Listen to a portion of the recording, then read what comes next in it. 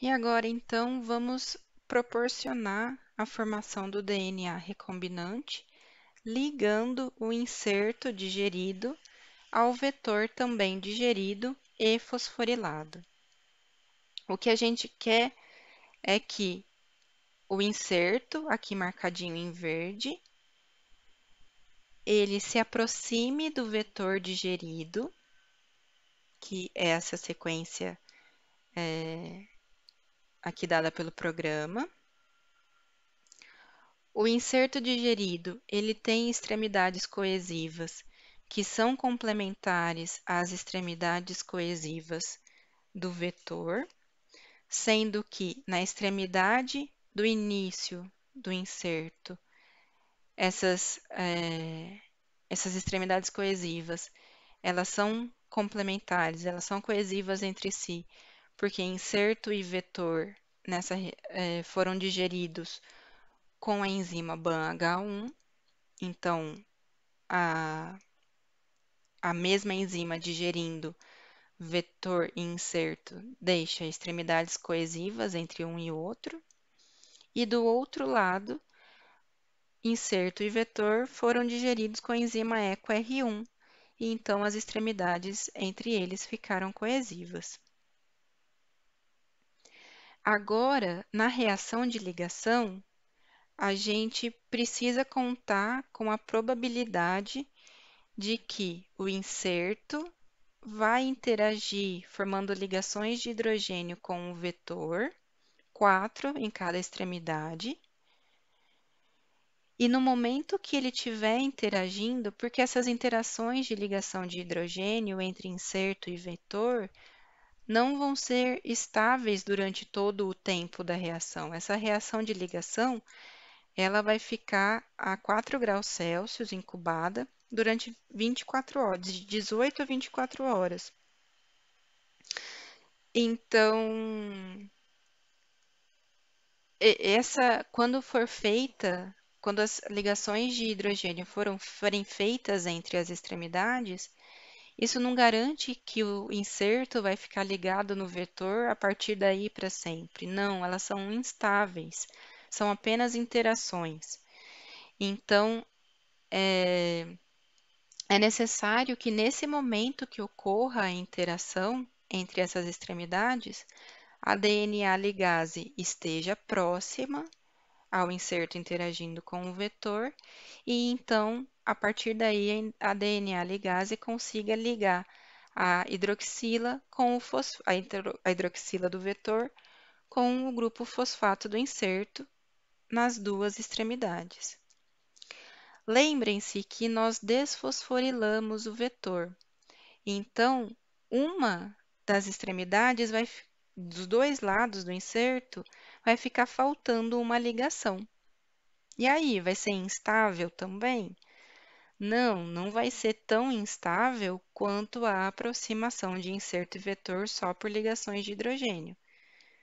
Vai ser simplesmente pelo fato de ter uma das extremidades inserto e vetor ligados covalentemente por uma ligação fosfodiéster de cada lado, isso já me permite ter um vetor que está circularizado e recombinado com o inserto e que vai ser estável assim nessa forma circular para entrar depois na bactéria.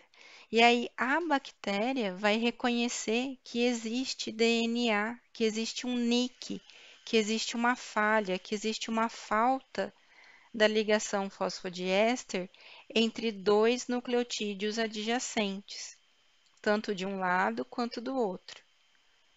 Nisso, a bactéria vai lançar mão da própria maquinaria dela e como ela tem uma quinase, essa quinase vai recuperar a ligação fosfato em cada uma das extremidades 5' do vetor, e a bactéria também, com a sua ligase, vai já tendo então incorporado o fosfato, vai ser possível que a ligase da bactéria faça essa ligação que falta entre as duas extremidades.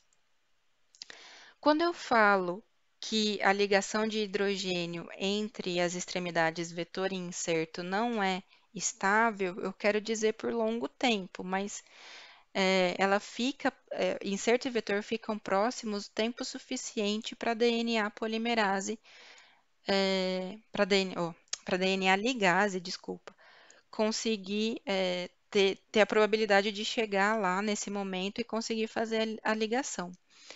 E isso, essa estabilidade, essa aproximação inserto-vetor dada pelas ligações de hidrogênio, nos possibilita uma recuperação muito melhor desse tipo de DNA recombinante do que se a gente tivesse cortes cegos aqui, do inserto e do vetor.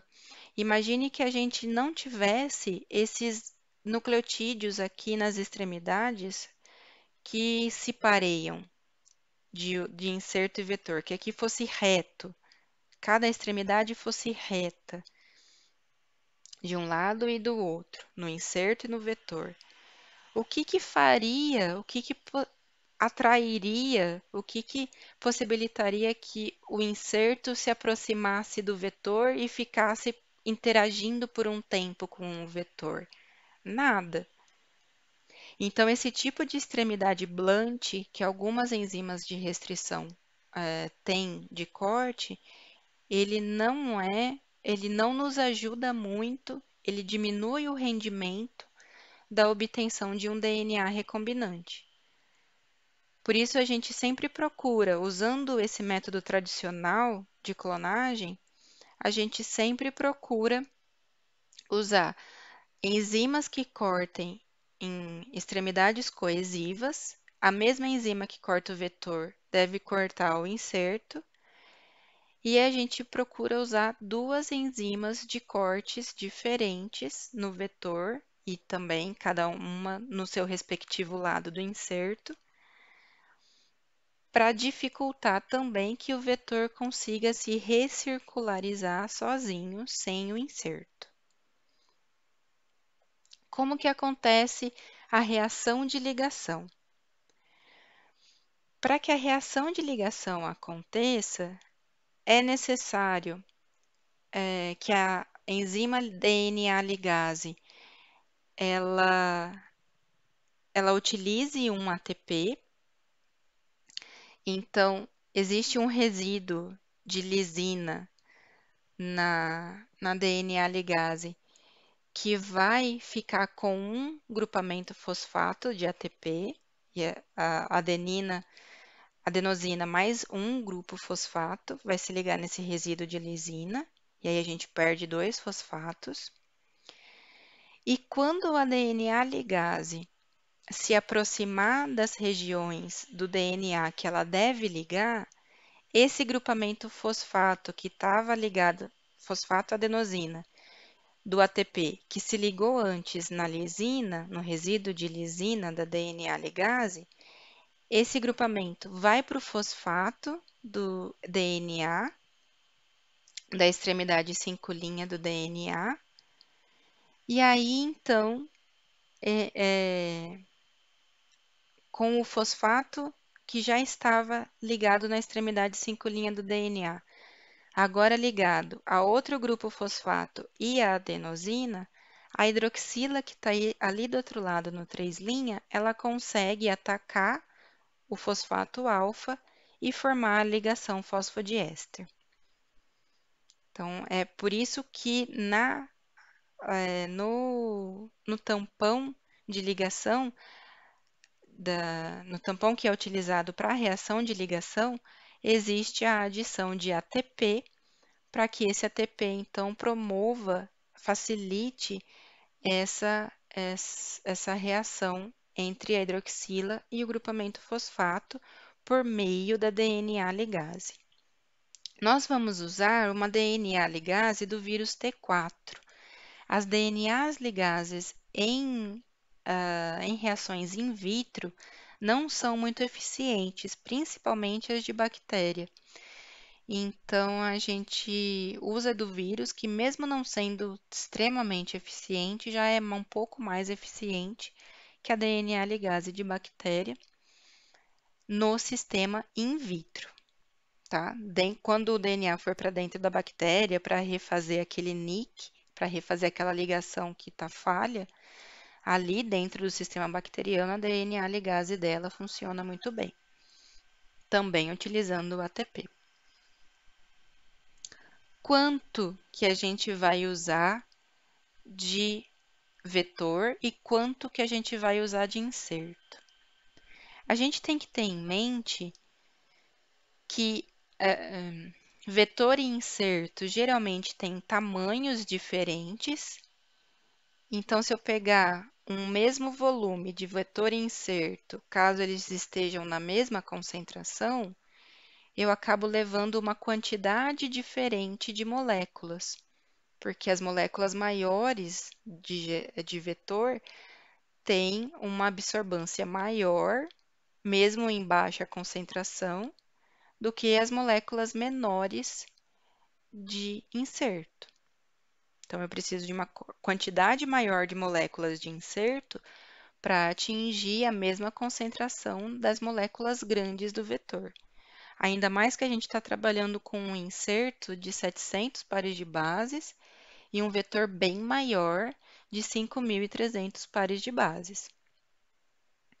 Então, a gente tem que fazer uma correlação entre os tamanhos e também a gente trabalha com um excesso de inserto para aumentar a probabilidade de que o inserto encontre o vetor e interaja com o vetor por meio das suas extremidades coesivas.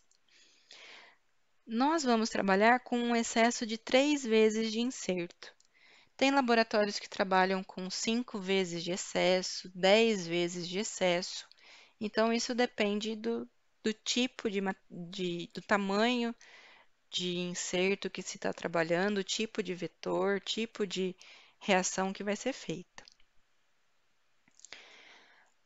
Para começar a nossa reação, para começar a fazer nossos cálculos, nós vamos fixar uma quantidade de vetor. Então, também isso depende da estrutura, da forma de trabalho de cada laboratório, mas nós vamos fixar uma quantidade de 40 nanogramas de vetor, para a gente trabalhar com 40 nanogramas de vetor. Então, a gente tem que calcular quantos nanogramas de inserto que a gente vai trabalhar, levando em consideração o tamanho, a relação entre o tamanho, inserto dividido pelo vetor, multiplicado por 3 vezes de excesso do inserto. Nós fizemos anteriormente, após a purificação do gel de agarose do vetor e do inserto, nós fizemos a quantificação por espectrofotometria de ambos, e nós obtivemos 10 nanogramas por microlitro do vetor e 15 nanogramas por microlitro do inserto.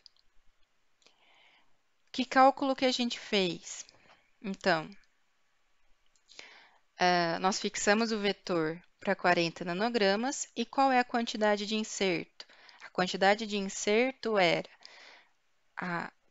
os 40 nanogramas do vetor vezes 700 dividido por 5.300, que é o tamanho do inserto dividido pelo tamanho do vetor, e tudo isso vezes 3, para a gente trabalhar com um excesso de 3 vezes de inserto. Isso deu para a gente 16,8 nanogramas, 17 nanogramas, né? Vamos calcular mais ou menos. Não precisam ser cálculos exatos, podem ser, a gente vai acabar aproximando esses valores.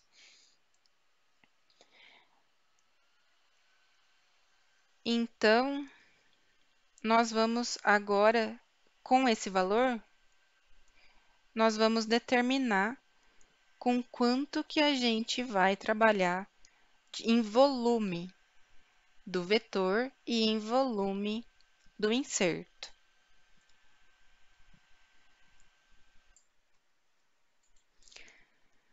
Se o nosso vetor digerido, então, estava a 10 nanogramas por microlitro e nós precisamos de 40 nanogramas, nós vamos usar 4 microlitros daquela solução.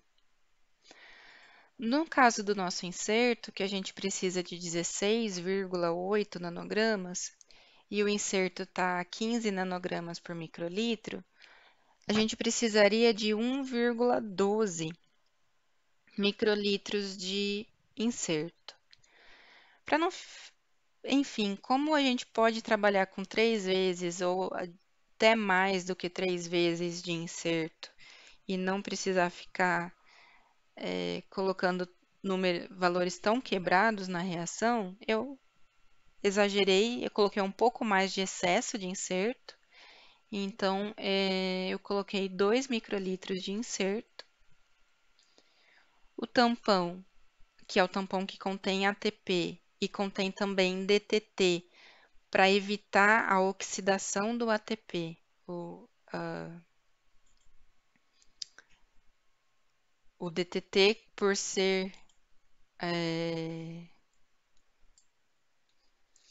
o DTT, por ser um agente redutor, ele vai evitar a oxidação do ATP.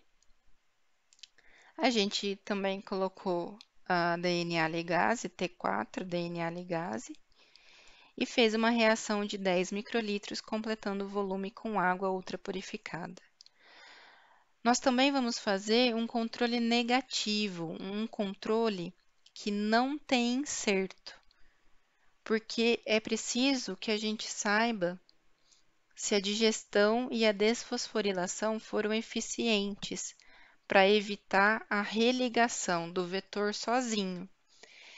Então, nós vamos fazer esse controle sem inserto para ver se depois que a gente inserir esse material de ligação na bactéria, para ver se depois a gente, no controle negativo, se a gente recupera muitas bactérias, indicando que muitos vetores se religaram sozinhos, ou se a gente recupera poucas colônias de bactéria, indicando que a digestão e a desfosforilação foram eficientes e que então a gente teve pouco vetor que se religou sozinho. Essa reação vai ficar incubada a 4 graus Celsius por 18 horas, mas ela também poderia ficar a 25 graus Celsius por 2 horas. E aí, a gente, depois que finalizar essa reação, a gente já precisa transformá-la na bactéria. Então, fazer o processo de inserir esse DNA recombinante ligado da reação, inseri-lo dentro da bactéria, que é o processo de transformação e que a gente vai usar um choque térmico para isso, com a bactéria competente que a gente já tem preparada para ser competente, para conseguir incorporar esse DNA externo por meio de choque térmico. Então, vamos ver como que foi o vídeo da reação de ligação agora. A gente vai pipetar agora a ligação entre o DNA do plasmídio linearizado, PET28, e o DNA da sequência codificadora de GFP, também digerido com as mesmas enzimas de restrição que o vetor foi digerido. A gente vai fazer tanto a reação de ligação vetor mais inserto, como também um controle negativo só do vetor, sem adicionar inserto, que vai identificar para a gente se esse inserto está, na verdade, o vetor estava, se ele conseguiu se recircularizar, muitas moléculas dele conseguiram se recircularizar sozinhas ou não, se elas realmente precisavam do inserto para se recircularizarem. Então, no nosso controle negativo, a gente não vai adicionar o inserto, a sequência codificadora de GFP. Então, nesse controle negativo, nós vamos adicionar 4 microlitros de água. A gente vai fazer uma reação de 10 microlitros, mas de acordo com as quantidades de inserto e vetor que a gente precisa colocar, a quantidade de água vai variar um pouco. Na reação de ligação mesmo, que a gente põe o inserto, nós vamos colocar 2 microlitros de água. A gente também precisa adicionar o tampão da reação, que é um tampão que contém ATP, ou seja, é o ATP que vai fornecer para a enzima a energia de ativação para ocorrer a ligação entre a hidroxila e o grupamento fosfato das extremidades inserto vetor. Só que lembra que eu tenho um fosfato só na extremidade 5' do inserto. Então, eu preciso fornecer ATP para essa reação poder acontecer. É ao contrário da reação fosfodiéster, que eu já tenho no nucleotídeo 3 grupos fosfato. Agora não, eu tenho um só na extremidade 5' do inserto. Cada uma das extremidades. Então, eu adiciono 1 microlitro do tampão. Esse tampão está concentrado 10 vezes. E a minha reação é de 10 microlitros.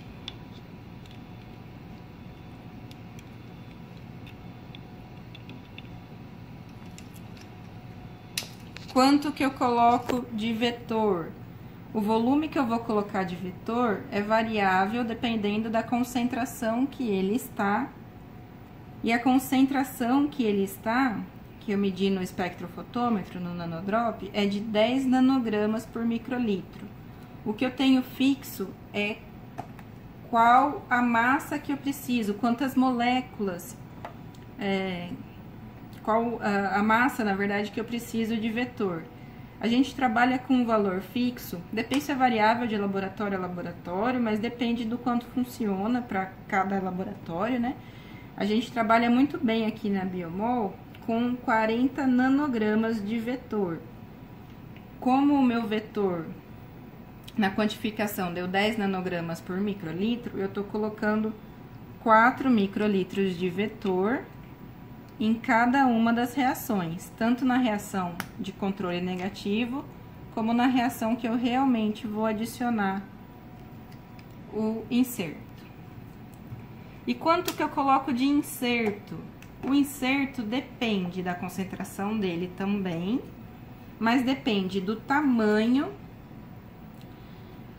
dele em relação ao tamanho do vetor. E aí a gente trabalha com um excesso de 3 vezes de vetor, 3 vezes de número de moléculas de inserto para 1 vez o número de moléculas do vetor. Então, fazendo essa relação, eu vou mostrar direitinho para vocês como é feito esse cálculo, levando em consideração que o inserto tem 700 pares de bases e o vetor tem mais de 5.000 pares de bases, e multiplicando por 3, para eu ter um excesso de vetor. Multiplicando por quê por 3? Essa relação vezes a massa do vetor que eu estou usando, que é de 40 nanogramas. Isso dá um cálculo de 17 nanogramas, mais ou menos, de inserto. Esse inserto, essa sequência de GFP que a gente purificou, eu quantifiquei e ela deu 15 nanogramas por microlitro. Ou seja, daria 1 microlitro e pouco. Eu vou acabar arredondando isso para 2. Não tem problema que a gente trabalhe um pouquinho mais de 3 vezes, né? Só bem pouquinho mais. Então, eu tô colocando 2 microlitros de inserto só na reação da ligação em si. No controle negativo, eu não vou colocar inserto. E agora eu preciso colocar a enzima, uma unidade da enzima que vai estar presente em 1 microlitro. Então, eu vou pegar aqui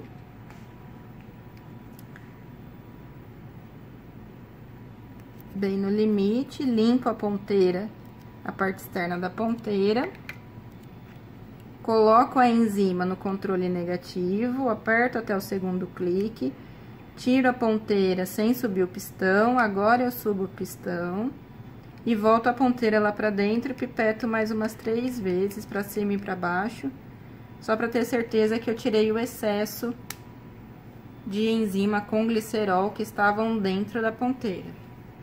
Opa, fiz isso no controle negativo.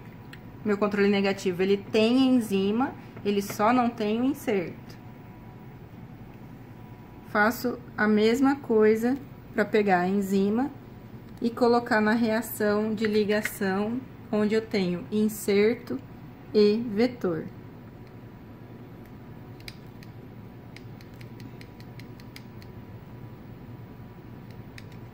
Pronto, é só isso que a gente precisa fazer. Essa reação ela vai acontecer por 24 horas a 4 graus Celsius.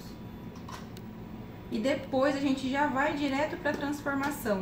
Não adianta a gente tentar visualizar pelo gel de agarose, não adianta tentar fazer digestão aqui para ver se formam fragmentos de tamanhos diferentes. Já é melhor acabar a ligação, que são poucas moléculas aqui que realmente, efetivamente vão se ligar. As DNAs ligases, mesmo a T4, que é de um vírus, elas não são tão eficientes, então são poucas moléculas que a gente tem recombinadas.